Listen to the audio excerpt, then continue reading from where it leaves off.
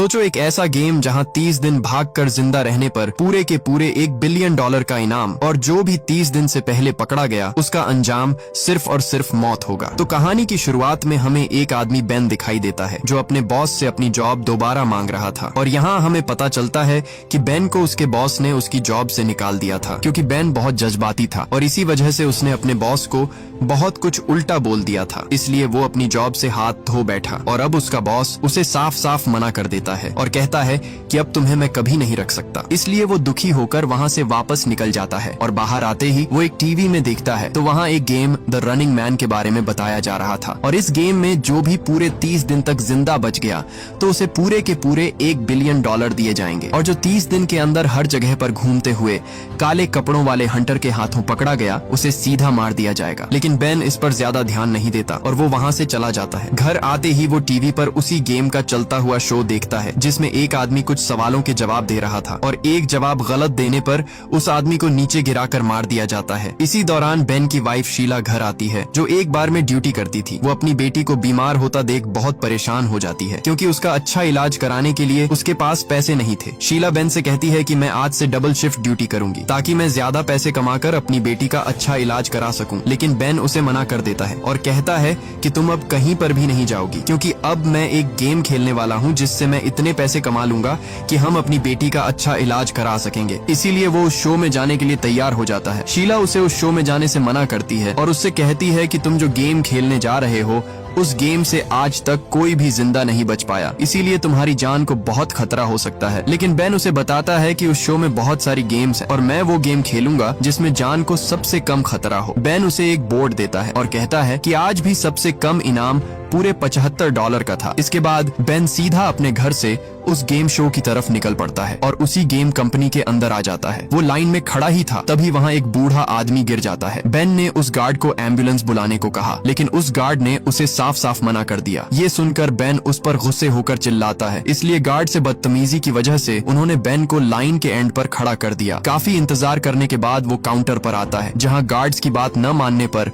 उसके नाम पर वार्निंग लगी हुई थी। ये देखकर बेन गुस्से में वो शीशा तोड़ देता है और उसे सीधा उस गेम एरिया में भेज दिया जाता है। आते ही वहाँ उसे एक लड़की जेनी और एक लड़का टिम मिलते हैं। इसके बाद सबको एक सूट पहनाकर उन्हें सिलेक्शन ट्रायल के लिए छोड़ दिया जाता है जहाँ उन सबसे एक एक करके टेस्ट लिया जा रहा था। जैसे तैसे करके यहाँ बेन अपने सब टेस्ट को पास कर लेता है। बेन से कुछ सवालों के जवाब भी पूछे जाते हैं और वो उन सब सवालों के जवाब बिल्कुल ठीक दे देता है, इसलिए उसे फाइनल राउंड में भेज दिया गया जहाँ आते ही उसके सामने बहुत सारे रंग बिरंगे गेम सूट थे। यहाँ बेन को लाल रंग का सूट दिया गया। उस सूट के पीछे TRM लिखा हुआ था जिसका मतलब द रनिंग मैन था। बेन के साथ टिम और जेनी का सूट भी लाल रंग का था। हॉल में आते ही उन्हें एक आदमी दिखाया जाता है जिसका चेहरा ढका हुआ था और यही आदमी हंटर्स का लीडर था जो सब प्लेयर को चुन चुन कर मारने वाले थे। ये देखकर बेन थोड़ा सा घबरा जाता है। इसके बाद बेन सीधा गेम प्रोड्यूसर डैन के पास आता है। वो उसे इस गेम में वेलकम करता है और कहता है कि मुझे बहुत अच्छा लगा कि तुमने इस गेम को ज्वाइन किया। वो बेन को एक लिफाफा देता है जिसे खोलते ही उसमें बहुत सारे पैसे थे, लेकिन बेन उन पैसों को लेने से मना कर देता है और कहता है कि मैं ये खतरनाक गेम नहीं खेलना चाहता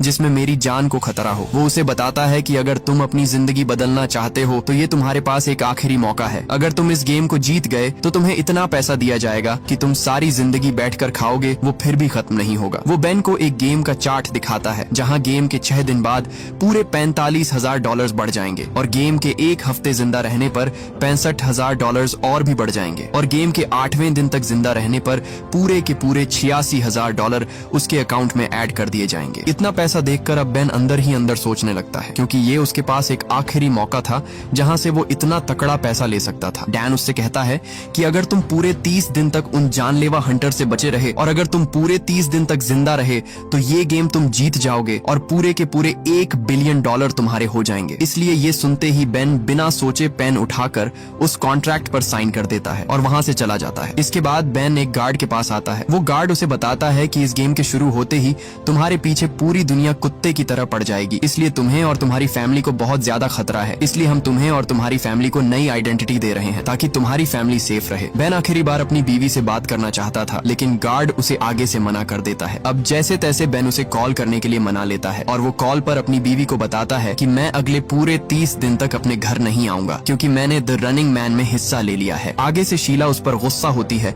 और कहती है कि मेरे मना करने के बावजूद भी तुमने उस गेम में हिस्सा क्यों लिया। लेकिन लेकिन बेन उसे यकीन दिलाता है और कहता है कि मैं वादा करता हूँ कि मैं हर हाल में इस गेम को जीत कर ही आऊंगा। अगले दिन जब बेन अपने रूम में था तभी एक लेटर आता है। जैसे ही वो उसे खोलता है तो उसमें उसकी बीवी और उसकी बेटी की तस्वीर थी जो उसकी बीवी ने उसे यादगार के लिए भेजी थी। उसी दिन उसे गेम के लिए लाया जाता है और उसके हाथ में एक ब्रेसलेट भी बांध दिया गया जिस पर उसका जीता हुआ सब पैसा और टाइम दिखता रहेगा। इसके बाद उसे सीधे गेम शो में लाया जाता है जहां उसे टीवी में उसकी नकली वीडियो दिखाई गई जिसमें बेन एक घर के अंदर चोरी करता हुआ पकड़ा गया। वहां उसे यह भी दिखाया गया कि इस गेम में सब लोग उसकी वीडियो बनाकर गेम होस्ट को देंगे जिससे उन्हें भी काफी तकड़ा पैसा मिलेगा। यहाँ गेम का होस्ट बॉबी उसे स्टेज पर बुलाता है और बुलाते ही बॉबी उसे फेक वीडियो दिखाता है जिसमें वो कुछ सीक्रेट इन्फॉर्मेशन देता हुआ दिखाई देता है जिसे देखकर बेन का खून गुस्से से उभर आता है और वो उस पर जोर जोर से चिल्लाता है। बॉबी सबको बताता है कि जो भी इन प्लेयर की लोकेशन बताएगा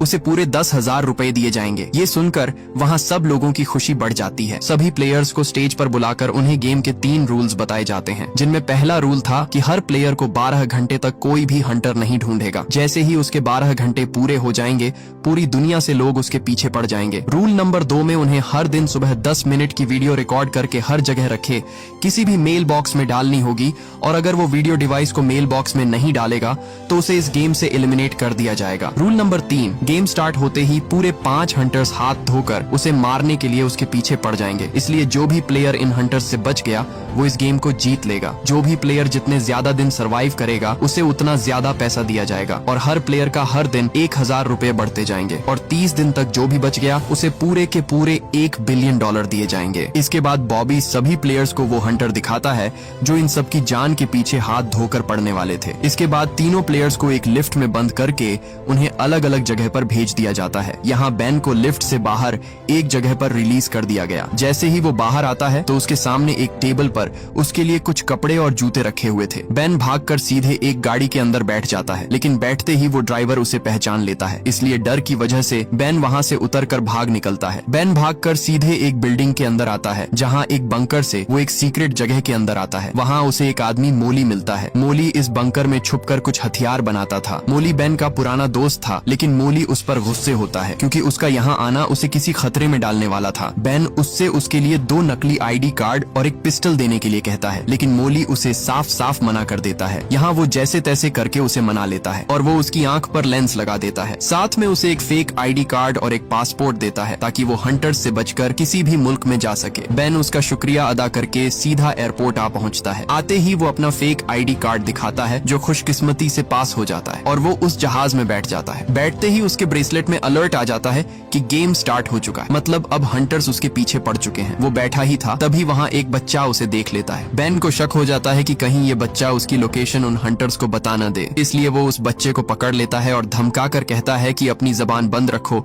नहीं तो तुम्हें यहीं पर मार डालूंगा। जल्द ही वो दूसरे मुल्क पहुंच जाता है। आते ही वहाँ उसका वो फेक आईडी कार्ड स्कैन किया गया और यहाँ भी खुशकिस्मती से वो बच जाता है। तभी वो पीछे मुड़कर देखता है तो वहाँ भी उसकी तस्वीर लगी हुई थी, मतलब वो अब पूरी दुनिया में फैल चुका था और सब लोग उसका शिकार करने के लिए उसके पीछे पड़े हुए थे। वो सीधा अपने रूम में आ जाता है जहाँ वो अपने ब्रेसलेट पर देखता है तो वहाँ टाइम स्टार्ट हो चुका था, मतलब अब उसे अपनी पहली वीडियो रिकॉर्ड करके मेल बॉक्स में डालनी है। वो तुरंत उस डिवाइस को निकालता है और अपनी वीडियो रिकॉर्ड करके उसे एक लिफाफे में पैक कर देता है और बाहर आकर सीधा उस मेल बॉक्स में डाल देता है। दूसरी तरफ हमें मोली दिखाई देता है जिसे वो हंटर्स पकड़कर मार रहे होते हैं। क्योंकि उसने बेन की मदद की थी इसलिए ना चाहते हुए भी वो उन हंटर्स को बेन की असली इंफॉर्मेशन दे देता है। इधर बेन सोया हुआ था। इसी दौरान वहाँ कोई आकर उसके सर पर एक पिस्टल रख देता है और तभी उसकी आंख खुल जाती है और जब वो देखता है तो वो उसका एक सपना था। तभी वो टीवी में देखता है जहाँ उसे टिम दिखाई देता है जिसकी लोकेशन उन हंटर्स को पता चल चुकी थी। वो उसके पीछे ही थे। जैसे ही वो बाहर आता है तो वहाँ उसे वो हंटर गोली से मार डालते हैं और यहाँ पूरे 3 प्लेयर्स में से सिर्फ 2 ही प्लेयर्स बच जाते हैं। ये देखकर उसके पैरों तले जमीन ही खिसक जाती है, इसलिए वो तुरंत अपना बैग पैक करके वहाँ से बाहर भागने लगता है। एक जगह पर आकर वो अपने बैग को सीधा नीचे एक कचरे में फेंक देता है और वहाँ से निकलकर दूसरे होटल की तरफ आ जाता है जहाँ वो एक आदमी से एक सीक्रेट होटल की डील डन कर देता है और वो सीधा अपने रूम में आ जाता है। आते ही उसे एक बॉक्स मिलता है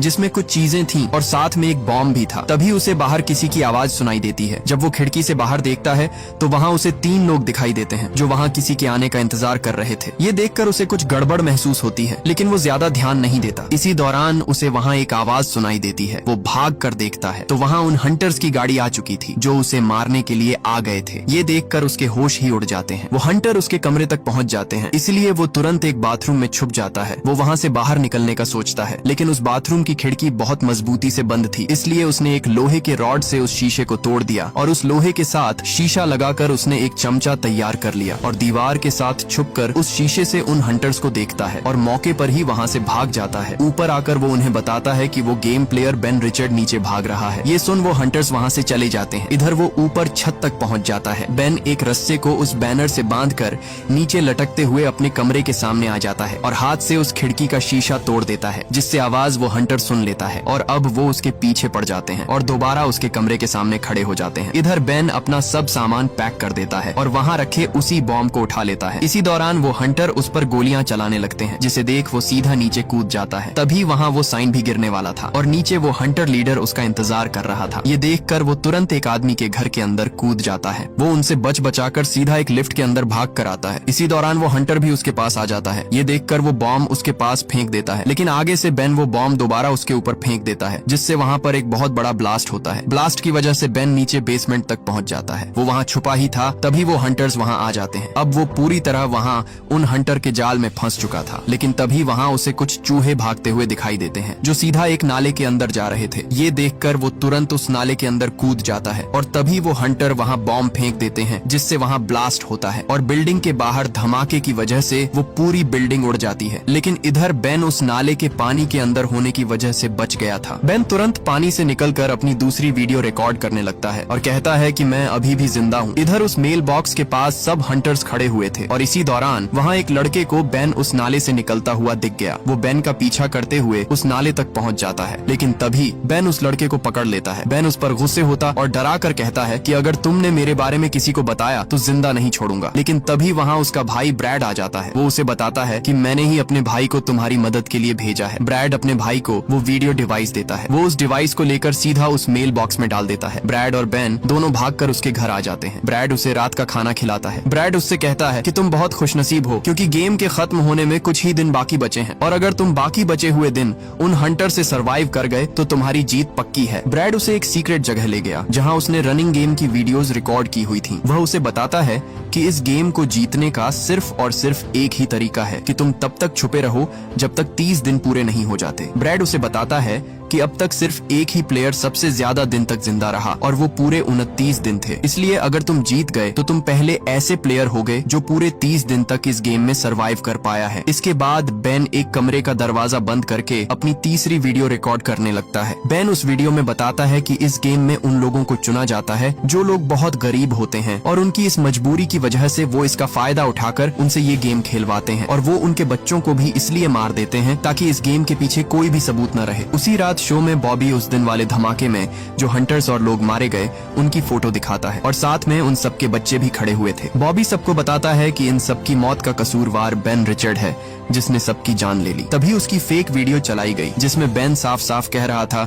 कि हाँ, सब मारे हुए लोगों की जान मैंने ही ली थी, तुम सब जो भी करना चाहते हो कर लो। ये सुनकर बेन के पैरों तले जमीन ही खिसक जाती है और यहाँ ब्रैड की माँ गुस्से में आ जाती है और बेन को घर से बाहर निकलने के लिए कहती है। इसलिए न चाहते हुए भी ब्रैड उसे अपनी गाड़ी की डिग्गी में छुपाकर वहाँ से निकल जाते हैं। वो वहाँ से निकल ही रहे थे तभी उनके पीछे 2 बाइक वाले पड़ जाते हैं जो बेन को मारने के लिए उस पर फायर कर रहे थे। इसी दौरान बेन गाड़ी में रखी हुई एक चाबी को उठाकर सीधा उनकी बाइक पर दे मारता है, जिससे वहाँ एक बाइक वाला गिर जाता है। तभी अचानक ब्रैड ने ब्रेक लगा दी, जिससे वो दूसरा बाइक वाला टकराकर नीचे जा गिरता है और मौके का फायदा उठाकर वो गाड़ी को वहाँ से निकाल कर भाग जाते हैं। एक जगह पर पहुंचकर ब्रैड उसे अपने एक दोस्त का एड्रेस देता है और कहता है कि मेरा दोस्त तुम्हें पूरे 30 दिन जिंदा रहने में मदद करेगा। ब्रैड उसे उसकी हिफाजत के लिए एक गन भी देता है। अगले दिन उसने नए होटल के अंदर अपनी न्यू वीडियो रिकॉर्ड की, लेकिन इस बार उसने नए अंदाज में एक किताब पढ़ते हुए अपनी वीडियो रिकॉर्ड की, क्योंकि उसे पता था कि बॉबी उसकी ये वाली भी वीडियो चेंज कर देगा। इसलिए इस बार उसने होशियारी से काम लिया। इसके बाद बेन एक अंधे की तरह उस होटल से बाहर निकला और अंधा बनकर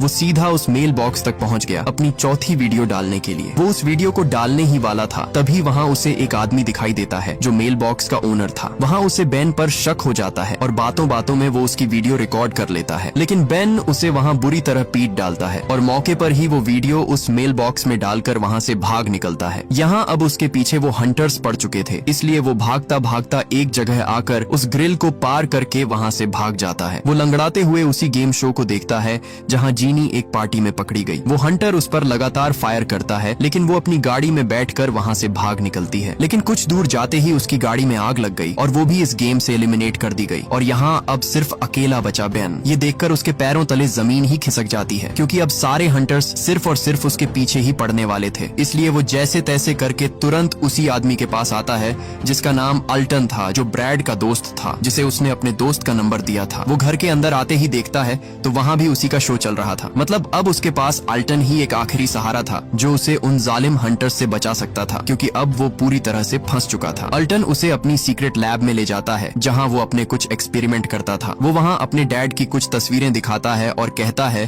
कि इन जालिम नेटवर्क वालों ने उसी जानलेवा गेम द रनिंग मैन की वजह से मेरे डैड की जान ले ली, क्योंकि मेरे डैड पुलिस में थे और मेरे डैड ने उस गेम के खिलाफ आवाज उठाई और उसी वजह से मेरे डैड को उन जालिमों ने जान से मार डाला था, और इसलिए मैं अब तुम्हारी मदद करके अपने डैड का बदला लेना चाहता हूँ। अल्टन एक डीवीडी टीवी में लगाकर उसे अपना वो सीक्रेट बंकर दिखाता है जो उसके डैड ने बनाया था। वो उसे बताता है कि जब तक 30 दिन पूरे नहीं हो जाते तुम यहाँ इस बंकर में छुपे रहोगे ताकि वो तुम्हें ढूंढ न सके। इसलिए वो उसी दिन एक और वीडियो रिकॉर्ड करता है जिसमें वो अपनी बेटी के लिए 3 रूल्स को रिकॉर्ड करता है। पहला कि अपनी माँ का ख्याल रखना, दूसरा तुम ही अपनी माँ का आखिरी आसरा हो, तीसरा कभी भी भूल कर उन हंटर्स पर यकीन न करना। वीडियो रिकॉर्ड करके वो बाहर आता है, लेकिन तभी उसे अल्टन की माँ देख लेती है। वो उस बटन को दबाने ही वाली थी, लेकिन मौके पर वहाँ अल्टन आ जाता है। अल्टन अपनी माँ को बहुत रोकता है, लेकिन अब ना चाहते हुए भी वो उस बटन को दबा देता है, जिसे देखकर बेन के रोंगटे ही खड़े हो जाते हैं। तभी वो देखता है तो वहाँ वो हंटर्स आ चुके थे। वो उस पर गोलियों की बरसात कर देते हैं और वहाँ उस घर को चारों तरफ से घेर लेते हैं। यहाँ एल्टन जल्दी से अपनी माँ को एक कमरे में बंद कर देता है और उन हंटर्स को बुलाकर घर में फैलाए हुए सब जाल एक एक करके एक्टिवेट कर देता है। और जैसे ही वो हंटर्स अंदर घुसते हैं तो वहाँ अल्टन बिजली की सब तारों पर पानी फेंकने लगता है, जिससे वो सब हंटर्स वहीं पर जैम हो जाते हैं। मौके का फायदा उठाकर दोनों एक बाथरूम में आते हैं जहाँ एक बड़ा सा होल बना हुआ था। वो लटक कर सीधा नीचे उतरते हैं जहाँ अल्टन ने उसी सीक्रेट बंकर का रास्ता बनाया हुआ था। आगे आते ही वहाँ एक हंटर आकर अल्टन के पेट में चाकू घोंप देता है। वो हंटर बेन पर हमला कर देता है और बेन को पूरी तरह जकड़ लेता है, लेकिन तभी अल्टन को होश आ जाता है और चाकू उठाकर उस हंटर के पैर पर दे मारता है, जिससे वो बेन को छोड़ देता है। इसी दौरान उस हंटर को डैन की कॉल आती है। वो उसे बताता है कि तुम्हारी वजह से हमारे शो की रेटिंग बढ़ती जा रही है, जितना तुम हमसे बचते जा रहे हो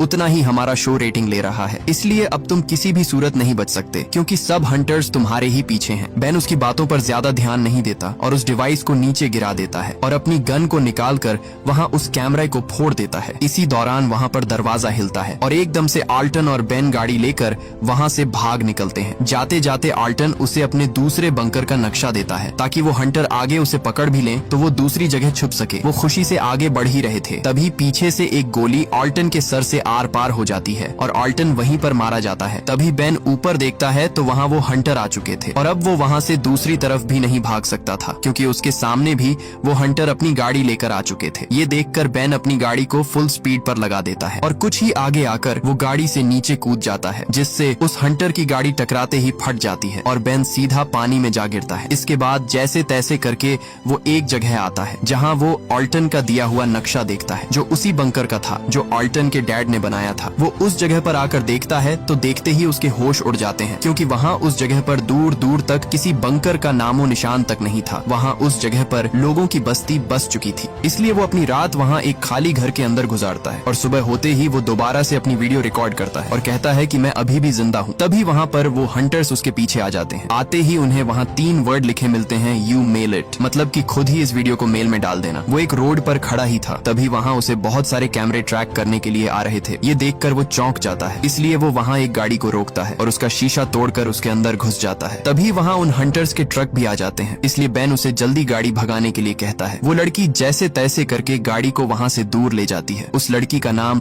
अमीलिया था। वो उससे कहती है कि तुम्हारी वजह से अब मैं खतरे में पड़ चुकी हूँ, इसलिए तुम अभी मेरी गाड़ी से उतर जाओ। लेकिन बेन भी उसे साफ साफ मना कर देता है और उसे अपनी फैमिली की तस्वीर दिखाकर कहता है कि मैं सिर्फ और सिर्फ अपनी फैमिली की वजह से ये गेम खेल रहा हूँ, क्योंकि मैं बहुत बहुत गरीब था, इसलिए मुझे ये गेम खेलनी पड़ी। वो उसे बताता है कि ये गेम वाले हमारी वीडियोस को यूज करके एक नकली वीडियो बनाकर उसे लोगों को दिखाते हैं, जिससे सब लोग हमारे पीछे हाथ धोकर पड़ जाते हैं। कुछ ही आगे आने पर वहाँ वो हंटर्स उन्हें पकड़ लेते हैं, जिसे देखकर बेन के होश ही उड़ जाते हैं। लेकिन तभी वहाँ वो कैमरा डिवाइस उन हंटर्स और वहाँ उस ट्रक को उड़ा देती है। इसी का फायदा उठाकर अमीलिया उसे गन पॉइंट पर ले लेती है। लेकिन तभी वहाँ वो शो ऑन हो जाता है, जिसमें दिखाया जा रहा था कि बेन ने बीच रास्ते में अमीलिया को किडनैप कर लिया है और अब वो भी द रनिंग मैन का हिस्सा बन चुकी है। ये देखकर उसके पैरों तले जमीन ही खिसक जाती है। वो वहाँ से कुछ ही आगे आते हैं, लेकिन वहाँ खड़े बहुत सारे हंटर्स उनका रास्ता रोक लेते हैं। वहाँ सब लोग बेन को मारने के नारे लगा रहे थे। इसी दौरान वो लाउड स्पीकर से उन्हें बताता है कि हमारी गाड़ी में एक बॉम्ब है, अगर तुमने हमें पकड़ने की कोशिश की